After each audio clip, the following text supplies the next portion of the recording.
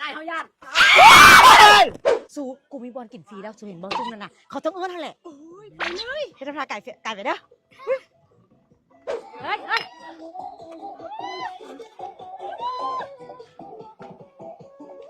เขาคือยังโบเอิญฮาวาสู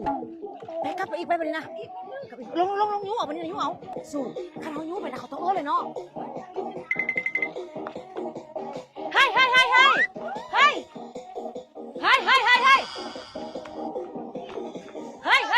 เบียร์หลายเนาะเจ้ารถกันยังโบเอิญมาหาเด็กไอ้เนาะสูว่ามันอยู่ที่เราปีใหม่นะเขาจะเปิดเพลงเขาก็เต้นเลยเนาะมันไม่ได้เป็นการหน้าด้านตีเนาะมันยังหยุดพูดอะไรให้ซูมาเต้นน้ำตูน่ะเอ้าปีใหม่เด้สามัคคีกันเด้มาแต่ใสปีใหม่กับตูนี่2 คนตู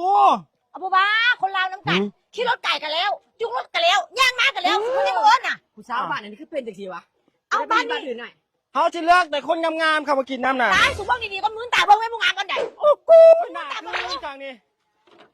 ระเบียก็เป็นล้าง2 คนซะบอกเอาไม่อยากขึ้นไปนั่นคือบ่ฮอตจุคุณนะซะนะ ว้า คือบ่ฮอตเด้อฮอตนะเอ้า โคตรปู